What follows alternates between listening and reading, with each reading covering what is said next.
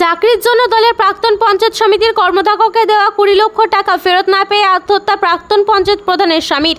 লিখিত অভিযোগ দায়ের হতেই বেপাত্তা পঞ্চায়েত সমিতির প্রাক্তন কর্মদক্ষ। হাতে 3-4টা চাকরি আছে, কিন্তু তার জন্য দিতে হবে মোটা অঙ্কের টাকা। 2017 সালে দলের পঞ্চায়েত প্রধানকে এমনই প্রস্তাব দিয়েছিলেন তৎকালীন তৃণমূল নেতা, যিনি পরে পঞ্চায়েত সমিতির স্বাস্থ্য কর্মদক্ষ পদেও বসেছিলেন। প্রস্তাব শুনে নিজের ছেলে ওই 2 আত্মীয় চাকরির জন্য 20 লক্ষ টাকাও তুলে দিয়েছিলেন তৎকালীন পঞ্চায়েতের প্রধান, কিন্তু চাকরি মেলেনি দেওয়া টাকাও। উল্টে টাকা চাওয়ার বিনিময়ে মিলত হুমকি। সেই মানসিক অবসাদে এবার আত্মহত্যার পথ বেছে নিলেন বর্তমানে প্রাক্তন ওই পঞ্চায়েতের প্রধানের স্বামী।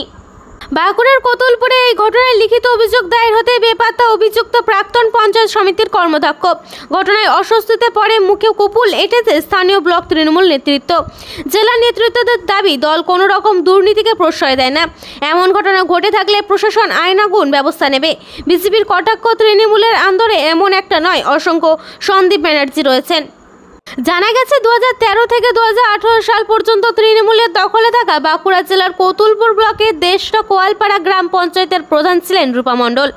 রাজনৈতিক সূত্রে আলাপ ছিল তৎকালীন তৃণমূল নেতা তথা 2018 থেকে 23 সাল পর্যন্ত তৃণমূল পরিচালিত কোতুলপুর পঞ্চায়েত সমিতির স্বাস্থ্য কর্মদক্ষ সন্দীপ ব্যানার্জির সঙ্গে। অভিযোগ, 2017 সালে সন্দীপ ব্যানার্জি তৎকালীন পঞ্চায়েত প্রধানকে জানান দলের প্রভাবশালীদের সঙ্গে তার বিশেষ মহরম থাকায় স্কুল সার্ভিস কমিশনে গ্রুপ সি ও ডি পদে 3 থেকে 4 জনের চাকরি করে দিতে পারবেন, তবে তার জন্য লাগবে মোটা অঙ্কের টাকা। সন্দীপে দেওয়া টোপ গিলে নিজের ছেলে ও 2 আত্মীয়ের চাকরির জন্য তৎকালীন পঞ্চায়েত প্রধান রূপা মণ্ডল ও তার স্বামী ধর্মদাস মণ্ডল মোট 20 লক্ষ টাকা সন্দীপের হাতে তুলে দেন বলে অভিযোগ। 2018 সালে পঞ্চায়েত নির্বাচনের জনপ্রতিনিধির পদ হারান রূপা মণ্ডল, তবে ওই বছরই কোতুলপুর পঞ্চায়েত সমিতির স্বাস্থ্য কর্মদক্ষ পদে বসেন সন্দীপ ব্যানার্জি। কার্যত তখন থেকেই চাকরি পাওয়ার আশা হারাতে থাকেন রূপা মণ্ডলের পরিবার। নিয়োগ দুর্নীতির মামলায় 2022 সালের জুলাই মাসে রাজ্যের তৎকালীন শিক্ষামন্ত্রী পার্থ চট্টোপাধ্যায় ইডির হাতে গ্রেফতার হলে চাকরি পাওয়ার আশা পুরোপুরিভাবে হারান রূপা মণ্ডলের পরিবার। এরপর থেকেই 20 লক্ষ টাকা সন্দীপের কাছে ফেরত চান রূপা মণ্ডল ও তার স্বামী ধর্মদাস মণ্ডল। সন্দীপ প্রথমে টাকা দিচ্ছি দেব বললেও পরবর্তীতে পাল্টা ধর্মদাস মণ্ডলকেই হুমকি দিতে শুরু করে বলে অভিযোগ। এতেই মানসিক অবসাদে ভুগতে শুরু করেন ধর্মদাস মণ্ডল।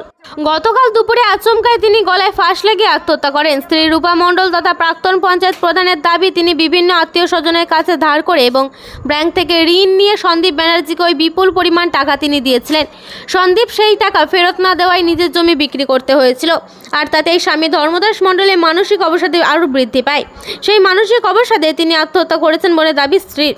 ঘটনার পরপরই গোটা বিষয়টি জানিয়ে কোতুলপুর থানায় সন্দীপ ব্যানার্জির বিরুদ্ধে লিখিত অভিযোগ জানান মৃত ধর্মদাস মণ্ডলের ছেলে। তারপর থেকে বেপাত্তা হয়ে যায় অভিযুক্ত সন্দীপ ব্যানার্জি।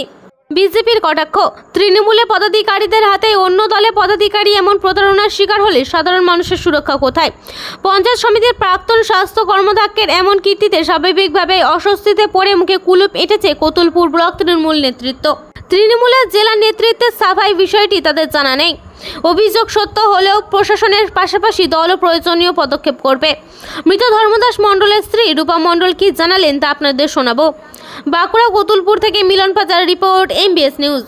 আমার অভিযোগ 2017 সালে আমার ছেলের জন্যে আর আমার 2 আত্মীয়র জন্যে সন্দীপ ব্যানার্জি 20 লাখ টাকা নিয়ে সেই টাকা চাকরি তো হলোই নি, নানা রকম মেসেজ ফোনেতে পাঠাচ্ছে, আজ বাঁকুড়া যাচ্ছি, আজ বর্ধমান যাচ্ছি, কলকাতা যাচ্ছি, দিয়ে ওইরকম করে আজ 24 সাল তমনি হচ্ছে। তারপরে যে এখন পার্থ চক্রবর্তী ধরা পড়লো, আমি বলুন চাকরি আর হবে নি। সন্দীপ বাবু, আমি তো ওর ফোনে কথা বলতো, ওই ধর্মদাস বাবুই কথা বলতেন, ওই সন্দীপ আর চাকরি হবে নি, তুমি আমার টাকা ফেরত দিয়ে দাও। বলছে হ্যাঁ ধর্মদা দিচ্ছি, তুমি আমাকে একটু ওয়েট করো, আমি এই সম্পত্তি বিক্রি করবো, এই রেজিস্ট্রি করবো, এই অমুক করবো, এই কাল দিচ্ছি, পরশু দিচ্ছি, এই 11 তারিখে দিচ্ছি, এই 1 সপ্তাহ পর দিচ্ছি।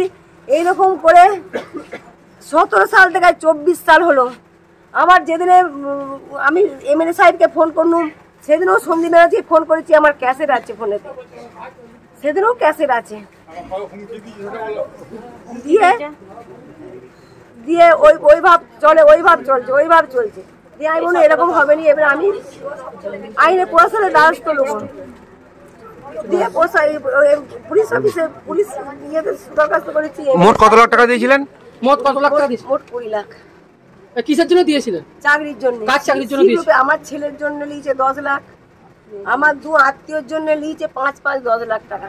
সন্দীপ ব্যানার্জি কে? সন্দীপ ব্যানার্জি হচ্ছে আগে ছিল পঞ্চায়েত সমিতির কর্মদক্ষ, একজন তৃণমূলের নেতা, পঞ্চায়েত সমিতি ছিল কর্মদক্ষ।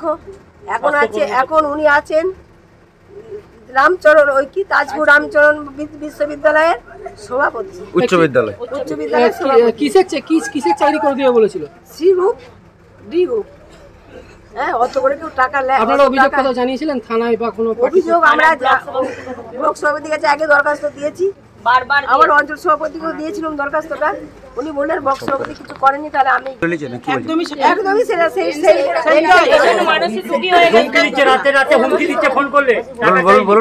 সে মানসিক মানে মাথায় চিন্তা, আমার টাকাটা এলো নি সেরকম চিন্তা। সেই জন্য জমি বিক্রি করে কিছু দিয়ে যাদের আত্মীয়দের নিয়েছে তাদেরকে দিতে হয়েছে। দিয়ে আমার জমি একটা জায়গা বিক্রি করেছি, আমার জমি চলে গেছে, আর জমি নাই যে ব্যাংকে লোন হয়েছে। হ্যাঁ, ওই সব হয়েছে। ওর জন্য কি গলায় দড়ি নিয়েছে? ওর জন্য গলায় দড়ি নিয়েছে। সেই মানসিক চিন্তা মাথায়, টাকা দেয়নি 1 নম্বর কথা। সেই দিয়ে জমি সম্পত্তি বিক্রি হয়েছে। মানুষের একটা থাকলে সেটা চলে গেলে যা চিন্তা করে। আপনি কে হন? আমি ওনার ওয়াইফ হই। আমার নাম রূপা মন্ডল। আপনি তো এক্স প্রধান নাকি? আমি এক্স প্রধান।